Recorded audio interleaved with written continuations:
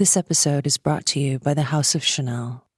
Join us for Chanel Connects, the Venice Biennale edition. We've taken up residence in Italy to introduce you to the artists, curators, thinkers, and makers behind the world's most important exhibition of contemporary art. Guests include actress Vicky Krieps. I've been trying to push myself to a place where I let go. Artist Julien Creuset. My studio looked like a secret kitchen. And renowned gallerist Sadie Coles. The main thing is to keep your ears open. Listen to Chanel Connects on Chanel.com or wherever you get your podcasts. The world is not just always benign and good. In that way, it is also a demand, a hope and a demand to be in a world where I can look without fear. But the main point comes from this encouragement to use your eyes freely.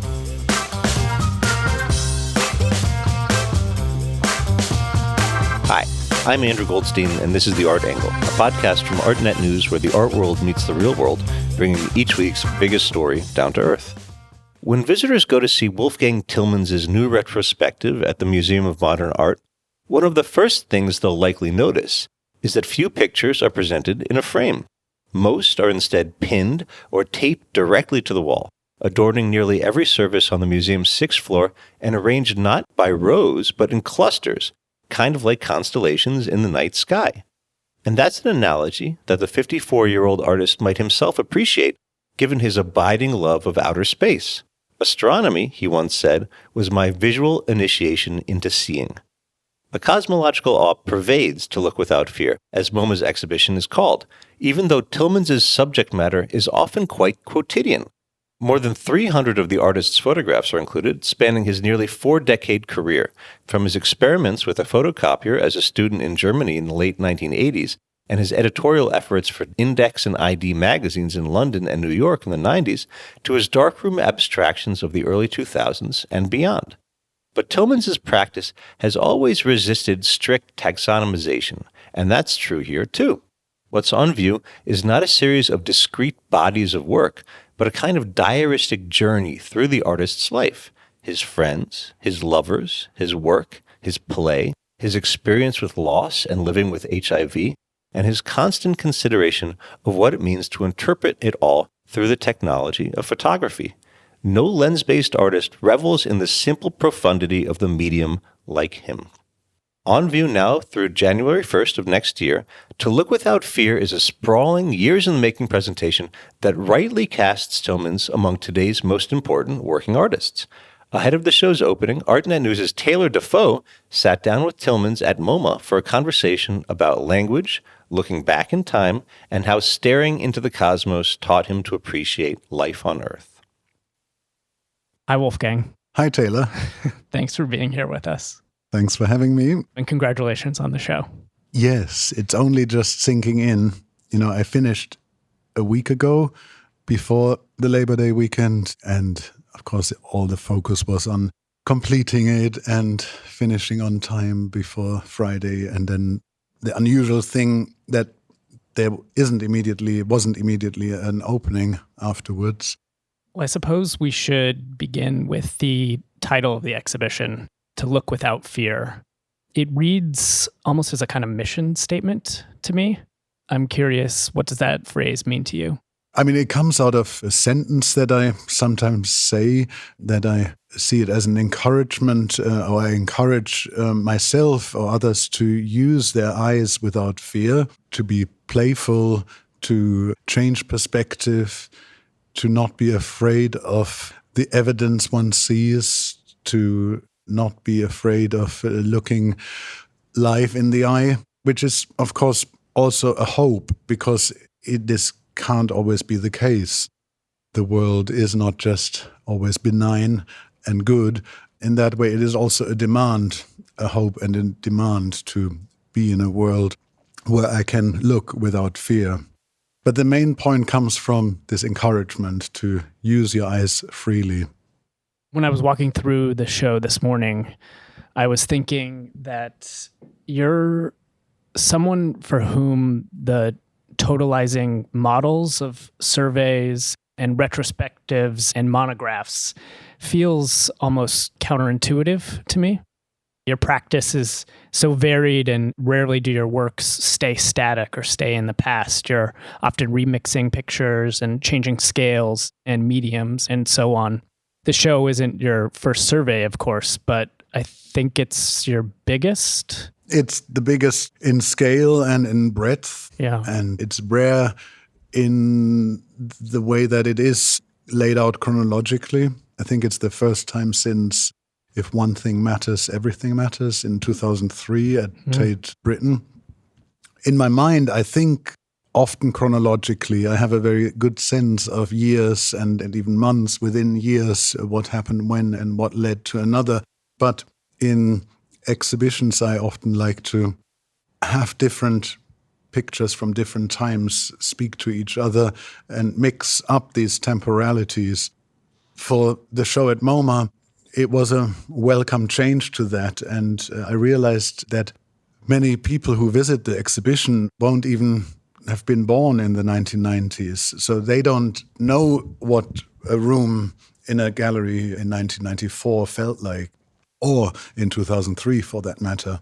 And so making rooms that contain and transport that feeling with the works from that time, and often with the actual original prints that I keep in my studio, was a real eye-opener, a challenge, and I think a great opportunity for me and the audience. Yeah.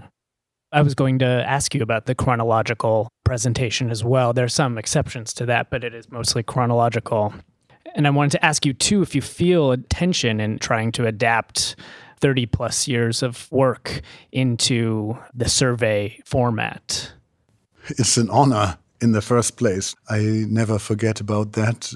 And I feel fortunate that there is enough space here to really delve in deep, even though the tension, of course, has been to find ways to feel good about all the works that I had to eliminate that couldn't make it, which is surprising how many they are. And it's been a long process of honing in on what finally constitutes the show as it sits on the 6th floor, which I always do by, on the one hand, careful work in the model, in the studio, but then I also bring more work than I finally can hang and sound it out on site.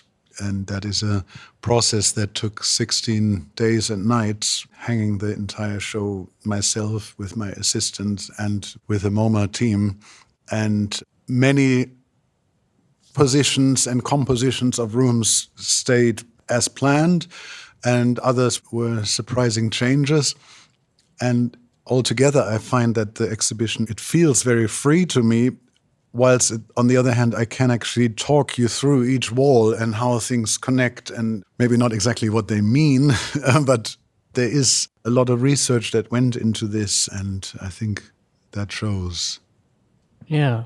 As you alluded to, many major surveys or many major museum shows like this collect objects that are already in circulation and therefore kind of necessitate loans from collectors and other institutions. This exhibition features prints from your own collection, many of which you made specifically for the occasion, if I'm correct on that. I know you've done that in the past for large-scale shows too, worked entirely with your own collection of prints rather than relying on prints that have already been made or prints that other people own. Can you tell me about that process and why you like to work with your own prints for a presentation like this? It is actually a sort of accumulation of prints that, some in the 90s rooms are literally handmade then by me, and some prints might have hung in Tate Modern or in Tate Britain or at the Bayerle. So it's a cumulative pool of exhibition prints that I keep really to be able to make the installations that I do. And the installations are part of my work. No? They are inseparable from what I do. And in order to have free hand at even handling the work, they have to come from myself, because otherwise the museums would not be able to guarantee the lenders the guarantees that they usually have to give.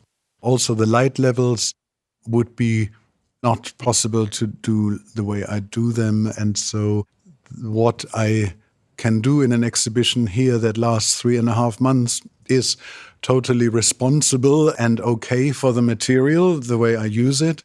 They will last many, many years. But in a collection setting, the works are, of course, much better if they are sea prints in frames. And on the other hand, of course, the unframed inkjet prints from the early 90s I devised as conceptually reprintable. It was even then an interest of mine to have low transportation bills and a low environmental footprint, that the largest pictures in this exhibition that are one is 6 meters wide, others are 3 by 4 meters, would be a huge task to transport them in stiff segments even. So the lightweight inkjet print had an attraction to me for various reasons for now over 30 years. And it's a trust in the fragility of the object that one can enjoy that whilst knowing that they can be reprinted. And on the other hand, I don't believe in now everything has to be reprinted every day. Like, I enjoy the beauty of the chemistry squares which I made 25 years ago, and the value of paper and the original photocopies from 35 years ago that look like they were made yesterday, and they kept incredibly well. So I don't believe this thought that photography is always like this perishable good. There is a beauty to the original materiality. But yeah, I can only make these exhibitions if there are not a lot of constraints to the origins. This might be going a little bit off the deep end, but this is a topic that fascinates me. I've read that you've developed early on in your career a kind of system of presentation for your work that involves different types of prints, different scales at which they're printed, and different intervals at which they're presented in the gallery. And so what seems, I think, to a lot of people like a kind of chaotic constellation of pictures, I know that there's a method to that madness. In every show that I've seen of yours, I've tried to sort of crack that code for myself, see if I can figure out if there is a kind of like A to B logic to it. I wonder if you, in preparing for a show, you consider printing certain pictures in various formats, or if you have a specific format in mind, if you have a specific scale or size of a picture in mind, and how that may have applied to this particular exhibition. Mm-hmm. All exhibitions since 92 have underlying a matrix of formats that have been present throughout, and I haven't changed.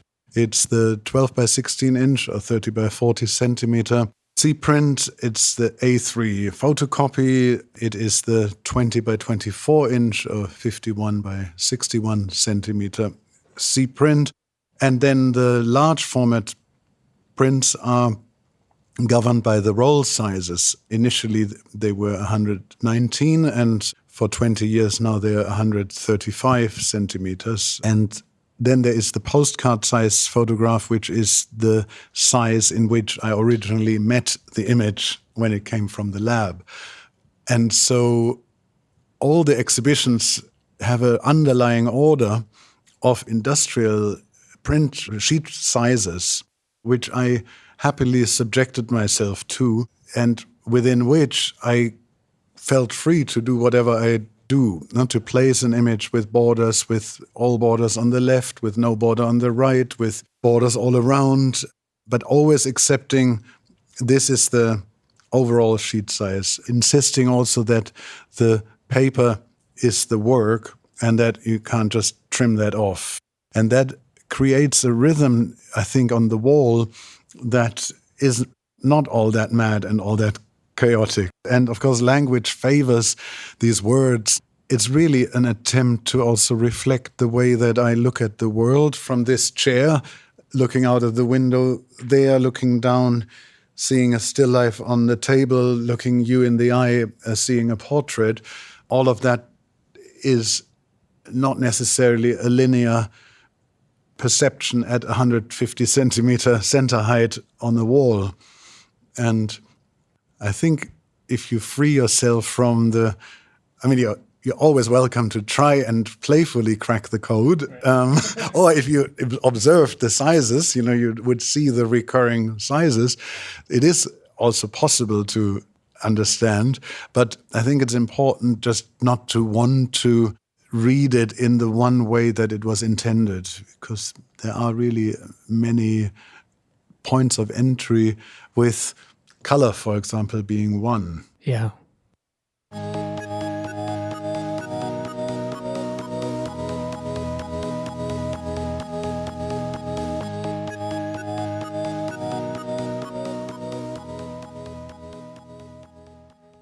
The show features a new iteration of Truth Study Center, your installation of wooden tables on which there are collaged pieces of literature and pictures and other found materials that interrogate the ways in which media shapes and distorts the narratives around certain political issues.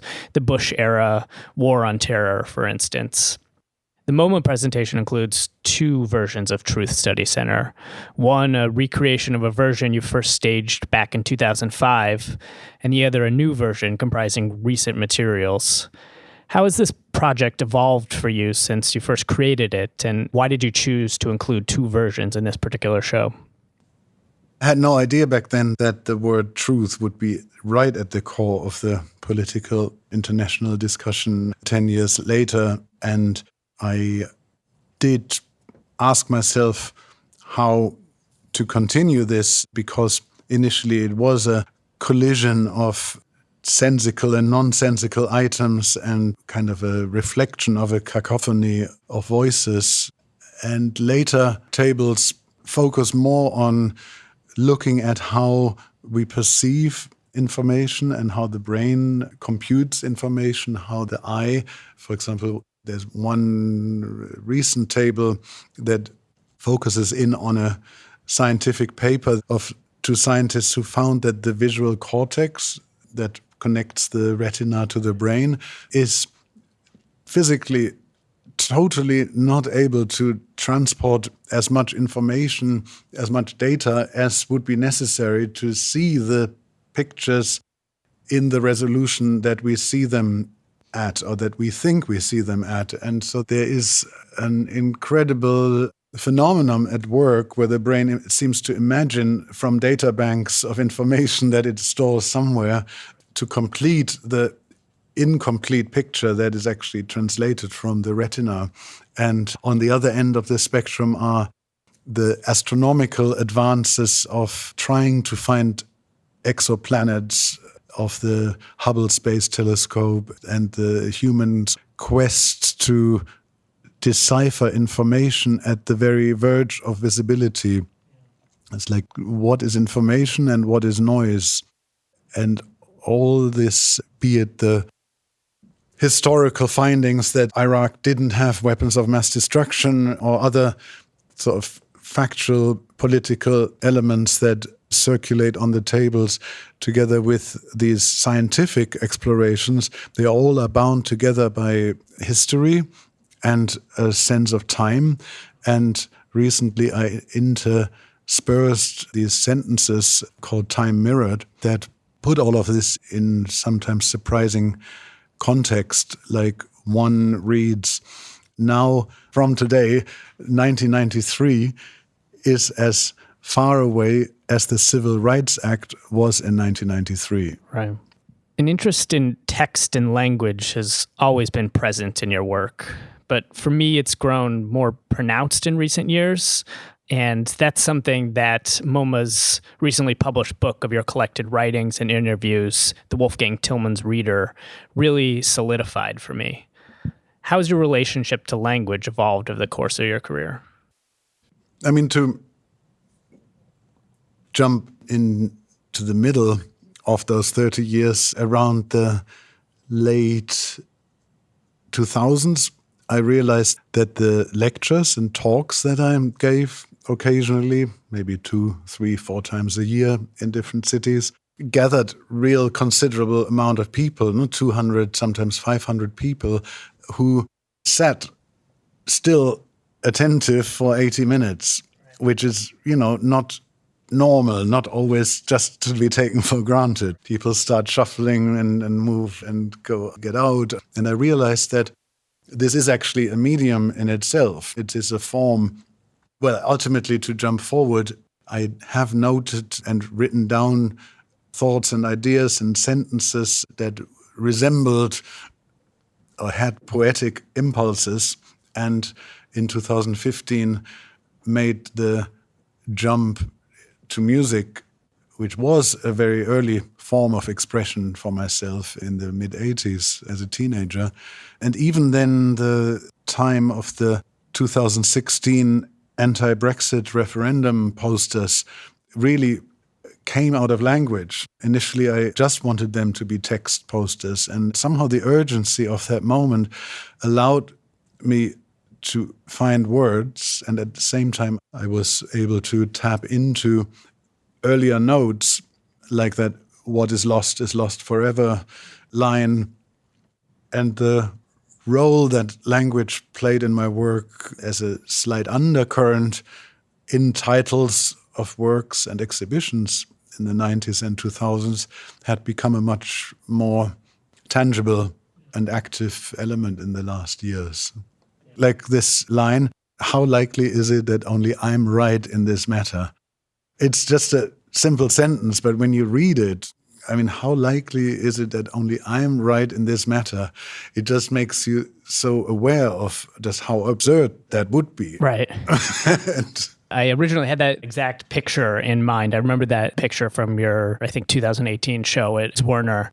And it seemed to me that even though text had existed in your work going back to the very beginning, that it has had a more prominent role in recent years, and not just in your photographic or picture-based work, but with your album as well. Your voice is front and center in that album, and the phrase "insanely alive" really sticks with me. I love that phrase.